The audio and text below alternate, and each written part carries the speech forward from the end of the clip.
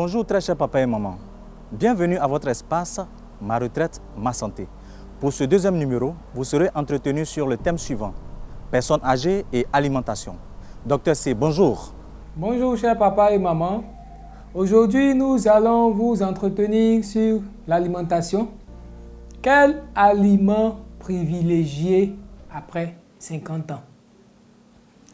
Dans le domaine de la nutrition, nous sommes abreuvés de beaucoup d'informations, souvent contradictoires. Loin de toute cette cacophonie nutritionnelle et des effets de mode, nous vous proposons de revenir un peu aux fondamentaux, on va dire. Pour faciliter la compréhension, nous avons décidé de faire le choix de découper en différentes catégories d'aliments. Mais il faut savoir que l'alimentation est un tout. Ce n'est pas un aliment en particulier, mais c'est une alimentation diversifiée et équilibrée qui reste la meilleure stratégie de prévention des maladies liées au vieillissement. Quel aliment, quel apport pour les seniors? Globalement, les besoins nutritionnels à partir de 55 ans, on va dire, sont à peu près identiques à ceux de la population générale des adultes. Quelques exceptions. Augmentation des besoins en protéines. Augmentation des besoins en calcium. Augmentation des besoins en certaines vitamines et minéraux. Protéines. Comment bien choisir ces protéines? À partir de 55-60 ans, il faut consommer un peu plus de protéines par kilogramme de poids et par jour. Les calculs que nous faisons, c'est sur la base d'un poids idéal. En moyenne, 100 g de viande ou de poisson apporte 20 g de protéines. Donc, il faut consommer 2 fois par jour pour arriver aux apports conseillés, en complétant avec des produits laitiers qui sont de bonnes sources de calcium. Donc, on en vient maintenant comment choisir sa viande et son poisson. La dimension économique importe. C'est varier les sources pour profiter de tous les différents éléments. C'est-à-dire, en plus de la viande et du poisson, vous aurez des vitamines et d'autres nutriments dans les différentes espèces. Premier aspect, c'est la viande blanche. La viande blanche, c'est la viande de poulet, la viande de veau, la viande de canard. Elle a l'avantage d'apporter des protéines de qualité et puis très peu de matière grasse si on enlève la peau de l'animal. La viande rouge, quant à elle, elle fournit beaucoup de fer, important pour lutter contre l'anémie. Mais elle ne devrait pas être consommée plus de 3 fois par semaine. On la retrouve surtout chez le bœuf. Concernant le choix du poisson, le poisson c'est un peu plus difficile. Si vous mangez du poisson 1 fois par semaine, on va vous privilégier des espèces qui sont riches dans les fameux oméga 3. Ici, saumon, maquereau, sardines. Si vous mangez du poisson au moins 2 fois par semaine, d'autres espèces vous seront proposées, comme le brochet par exemple. Si vous mangez du poisson plus de 2 fois par semaine, là, on vous propose des poissons un peu plus maigres. Le sole est un exemple, ou bien le thon. D'autres sources de protéines, ce sont les protéines issues du lait. C'est-à-dire les produits laitiers contiennent des protéines, lait, yaourt, tout ce qui est fait comme crème ou bien même les fromages. Donc c'est laitage, on va dire, complète la viande et le poisson dans leur apport en protéines. Les œufs sont également une bonne source de protéines. C'est même une alternative chez les personnes qui ne consomment pas beaucoup de viande ou de poisson. La viande surtout à cause des difficultés pour mâcher. Pour les œufs, il faut 3 œufs pour avoir autant de protéines que dans 100 grammes de viande. Et on termine par les protéines dites végétales, haricots, soja, lentilles. Donc, nous vous conseillons d'associer soit des céréales que nous verrons plus tard, et puis les protéines végétales dites légumineuses dans un même repas pour respecter l'équilibre. Protéines, viande blanche, viande rouge, œufs, protéines laitières et puis les protéines végétales. Deuxième élément à augmenter avec l'âge, c'est les sources de calcium à cause de l'os. À partir de 50 ans, 55 ans, il faut accroître un peu sa consommation en produits laitiers.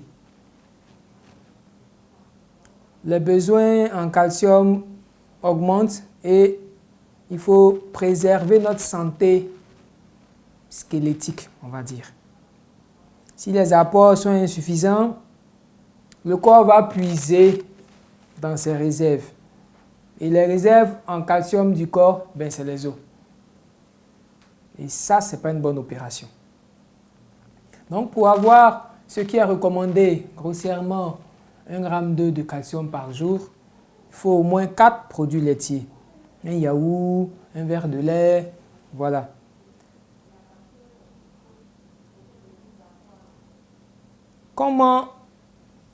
Concernant plutôt le lait et les yaourts et puis le lait entier, on nous pose quelquefois la question. S'il n'y a pas de régime, préférez le lait entier. Parce que dans le lait entier, en plus du calcium, on a la vitamine D qui est aussi bonne pour l'os. Le lait écrémé ou le lait demi-écrémé contient autant de calcium. Dans le lait écrémé ou demi-écrémé, c'est la crème. Ce sont les lipides qu'il y a en plus en fait. Voilà, il y a moins de matière grasse. On oublie aussi que d'autres produits peuvent nous apporter le calcium. On a par exemple certaines eaux minérales.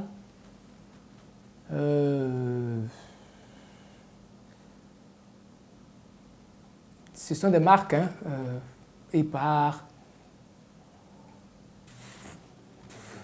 Contrex, voilà celles qu'on trouve le plus souvent dans nos supermarchés ici.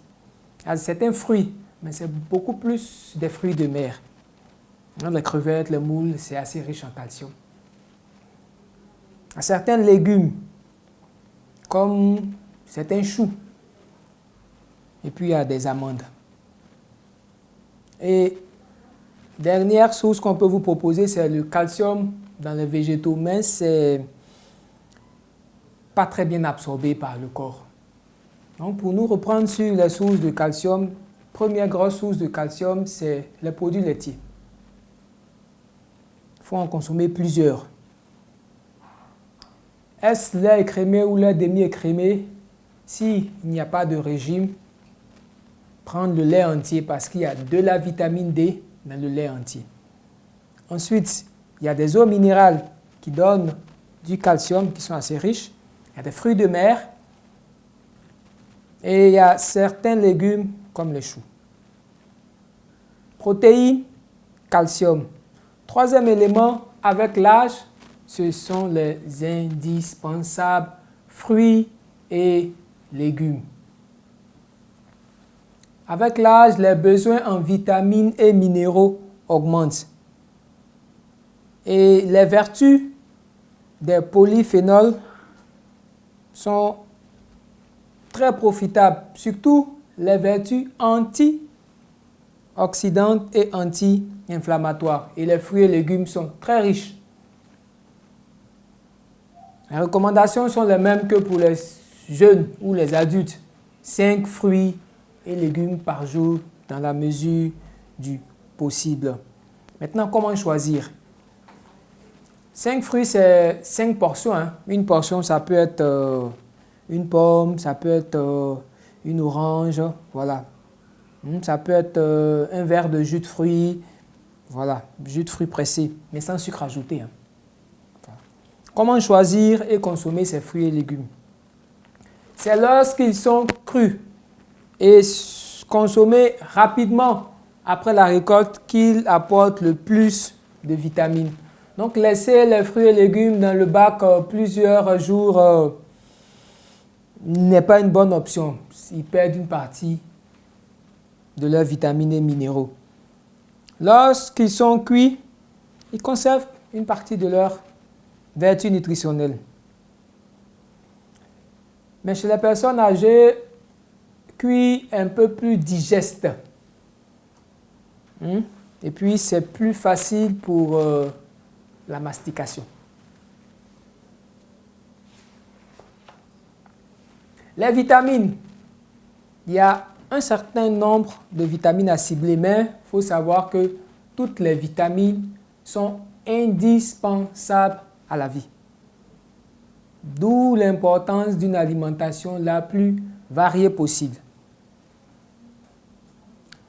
La vitamine B1, bon fonctionnement cardiovasculaire et puis il permet l'utilisation du glucose. On la trouve dans la viande, le poisson, le riz entier et puis les gemmes de blé. La vitamine B9, acide folique, essentiel pour la croissance cellulaire, pour notre système nerveux.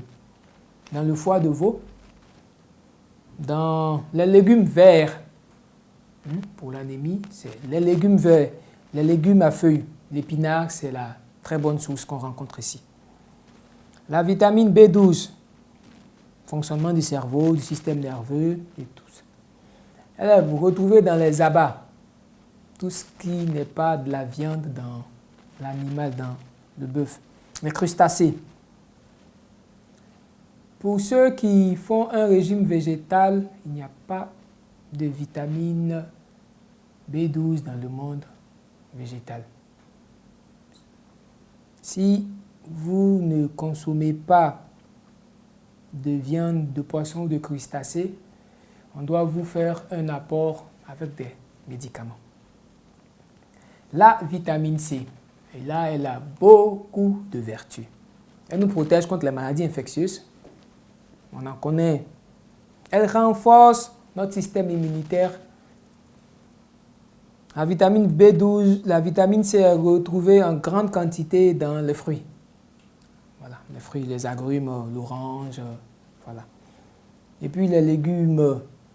Donc, la vitamine C, il faut en consommer en grande quantité.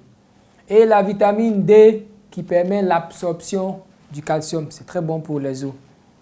Donc, ça diminue la baisse de la force musculaire, ça prévient le risque de chute. Et bien, la vitamine D dans l'huile de foie de morue, par exemple, et dans les poissons gras, riches en oméga 3, saumon par exemple. Donc, en termes de vitamines, B1, B9, B12, B9, B12 pour l'anémie, C et D. Les minéraux. Les minéraux, ils sont tous indispensables au bon fonctionnement de l'organisme dans leur globalité. C'est difficile individuellement de détacher un minéral. Tout ce qu'on pourra dire sur les minéraux, c'est ayez une alimentation équilibrée. Et puis, dans la mesure du possible, il faut éviter les régimes hypocaloriques. Parce que très souvent, il y a un déficit en nutriments. On va aborder maintenant le gros aspect de ce qu'on mange en termes de quantité, c'est les céréales. C'est les glucides qui nous donnent de l'énergie. Je privilégie les céréales parce que c'est de l'énergie longue durée. Quel type de céréales, dans quel aliment on va dire? Ben, c'est le riz, c'est le pain, c'est les légumineuses, les protéines végétales, c'est les pommes de terre, c'est un peu de fruits, c'est un peu de légumes. Mais mention spéciale pour nos différents féculents. Et puis le pain complet, parce que ça nous aide contre la constipation. Très riche en fibres, en vitamines et en minéraux. Les céréales, c'est le carburant de nos muscles. C'est le carburant de notre cerveau. On dit que les céréales font grossir. Oui, en excès. C'est plutôt les sauces, les matières grasses qui accompagnent, qui peuvent vous faire grossir. Parce que les glucides, les sucres doivent composer en termes de nutrition la moitié de ce qu'on a comme apport énergétique. Ça va permettre de limiter nos risques de surpoids et puis des maladies comme le diabète. Donc, pour les glucides, on insiste uniquement que sur les céréales pour l'énergie longue durée, pas sur les sucres lents comme les sodas, non. Maintenant, les graisses. À force de diaboliser les matières grasses, on en oublie qu'elles sont indispensables à notre santé. Les lipides fournissent de l'énergie sous une forme assez concentrée, mais le corps ne peut pas se passer du bon gras. Les lipides sont intéressants, plus particulièrement les oméga 3 et oméga 6. Donc, quelle matière grasse choisir? Nous vous recommandons les huiles de noix et puis des huiles mélangées pour la cuisson. Mais on ne supprime pas les matières grasses issues de la graisse animale. On diminue plutôt les quantités. On peut utiliser dans une moindre mesure les huiles issues du règne végétal, dont notre fameuse huile de palme, bien entendu. Il faut limiter la consommation. Voilà. Maintenant, les oméga 3 et oméga 6, parce que ce n'est pas produit par le corps, on est obligé d'aller en chercher dans l'alimentation et elles ont des propriétés contre les inflammations. Les poissons gras, les huiles de noix, les huiles de colza sont assez riches en oméga 3. Pour terminer, de l'eau.